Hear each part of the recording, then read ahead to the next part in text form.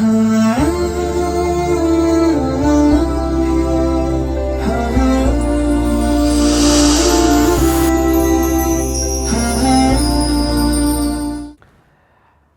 علیکم ورحمۃ اللہ وبرکاتہ۔ تخلیق کائنات پر گفتگو کرتے ہوئے ہم ایک قریبی نتیجے کی طرف جا رہے تھے کہ آخر انسان کی زندگی کا مقصد، سائنس کا مقصد، فلسفے کا مقصد، اسلام کا مقصد کیا ہے۔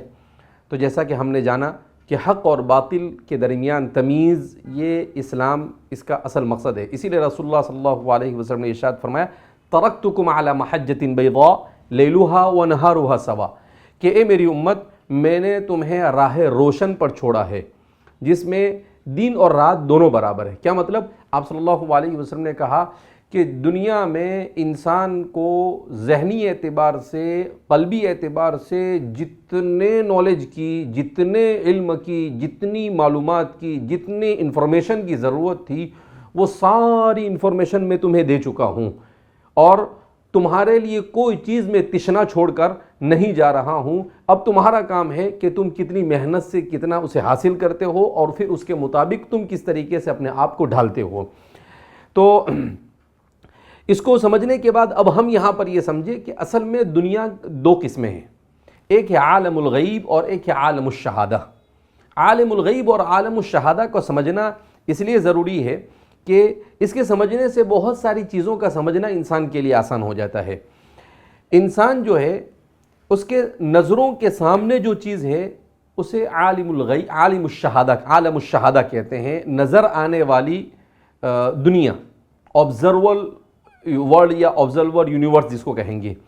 اور دوسرا جو ہے جو انسان کو نظر نہیں آتا، جس کو ان آبزرول کہہ سکتے ہیں، یا جو انسان کو دکھائی نہیں دیتا ہے، تو وہ دنیا ہے۔ اب اس دنیا میں انسان کو ان دونوں کا ماننا ضروری ہے۔ آبزرول ورلڈ جس کو عالم الغیب کہا جاتا ہے، یہ اس کی مقدار بہت زیادہ ہے، اور جس ورلڈ کو انسان اپنی آنکھوں سے دیکھتا ہے اس کی مقدار بہت کم ہے۔ اللہ رب العزت نے جو دین ہمیں عطا کیا ہے، یہ انسان کی فطرت کی آواز ہے۔ یہ فطرت کی آواز کیسے ہے؟ مولانا عبد الباری صاحب ندوی یہ اسلامی فلسفے کے بہت بڑے ماہر مانے جاتے ہیں۔ پچھلے 100 سال میں شاید آپ کی جیسی ہستی اسلامی فلسفے کے نقطہ نظر سے کوئی نہیں گزری ہے۔ وہ کہتے ہیں کہ میں نے فلسفہ پڑھا، سائنس پڑھا، میں نے کھنگال ڈالا یہ جاننے کی کوشش کرنے کے لیے کہ ریئلٹی آف ہیومن، انسان کی حقیقت کیا ہے۔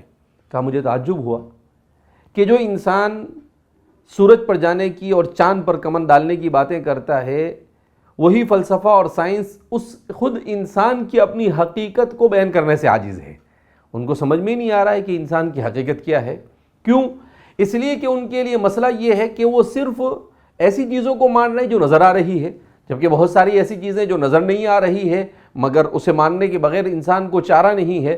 جیسے درد انسان کو نظر نہیں آتا ہے مگر ماننا پڑتا ہے، ہوا انسان کو نظر نہیں آتی ہے مگر اس کو ماننا پڑتا ہے۔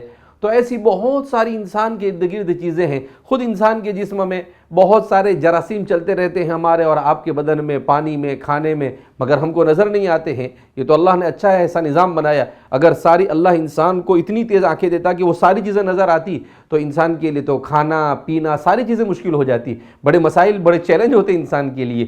تو اللہ نے ہر چیز کو انسان کے لیے بالکل لمٹ میں رکھا ہے کہ انسان کو اتنا سنائی دینا چاہیے، اتنی آواز سنائی دینی چاہیے، اتنا نظر آنا چاہیے، اتنا نہیں نظر آنا چاہیے۔ یہ ساری چیزیں اللہ رب العزت نے اس کو لمٹ کے اندر میں دے کر اس کو بھیجا ہے، اس لیے کہ اگر اس کو ان لمٹ کر دیتا تو ظاہر سی بات ہے پھر انسان کو مائکروسکوپ کی ضرورت نہیں پڑتی، تو مائکروسکوپ والی کمپنیاں کیسے چلتی، اس کے کام والے کیسے چلتے، انسان کو بہت ساری ایسی چیزیں جس کی ضرورت ہی نہیں پڑتی۔ لیکن اللہ نے کہا وَمَا مِن دَابَّةٍ فِي الْأَرْضِ إِلَّا عَلَى اللَّهِ رِزْقُهَا، کہ ہم نے دنیا میں جو بھی کچھ اللہ کی اپنی مخلوق کو بنایا ہے اس کے لیے روزی روٹی کا انتظام کیا ہے ہم نے۔ لہذا اللہ رب العزت کا ایسا حیرت انگیز نظام ہے کہ جب انسان سوچتا ہے تو انسان حیران رہ جاتا ہے۔ اسی لیے علم جدید کے چیلنج کے مصنف نے بڑی عجیب بات لکھی ہے۔ انہوں نے لکھا ہے کہ ایک سائنٹسٹ وہ کہتے ہیں کہ کون کہتا ہے کہ یہ دنیا آٹومیٹک بنی؟ کہ اگر کوئی یہ دعویٰ کرتا ہے تو میں اس کے دعوے کو دلیل سے غلط ثابت کر سکتا ہوں۔ کہا کیسے؟ تو وہ کہتے ہیں کہ ایک ڈکشنری ہے میرے پاس، اور کوئی آ کر مجھے یہ کہے کہ یہ ڈکشنری ہے۔ ایک جگہ پر میں گیا، وہاں روشنائی پڑی ہوئی تھی اور روشنائی کے ساتھ کاغذ پڑے ہوئے تھے۔ اچانک کیا دیکھتا ہوں میں، دھماکہ ہوا، اور دھماکہ ہونے کے بعد جب کچھ دیر کے بعد میں وہاں پر پہنچا تو ڈکشنری بن کر تیار تھی۔ کیا دنیا کا کوئی بھی انسان اس بات کو تسلیم کرے گا؟ کبھی تسلیم نہیں کر سکتا ہے کہ ایسے کیسے ہو سکتا ہے کہ دھماکے سے ڈکشنری وجود میں آئے۔ وہ کہتا ہے کہ اس دنیا کو جب ہم نے ریسرچ کیا اور اس دنیا کی حقیقت کو جانا، اتنا سسٹمیٹک، اتنا پلاننگ کے ساتھ ہر چیز کو رکھا گیا ہے کہ ڈکشنری بھی اس کے سامنے فیل ہے۔ اس سے بھی زیادہ سسٹم کے ساتھ کائنات کی ہر چیز کو، چاند جہاں ہونا چاہیے، اگر اس سے بال برابر بھی آگے پیچھے ہوتا تو ٹھنڈی اور گرمی کا مسئلہ ہوتا، سورج بال برابر بھی اگر آگے پیچھے ہوتا تو اس زمین کے اوپر انسان کے لیے جینا مشکل ہو جاتا، آکسیجن جتنی مقدار میں اس سے کچھ بھی کم زیادہ ہوتا تو انسان جی نہیں سکتا تھا۔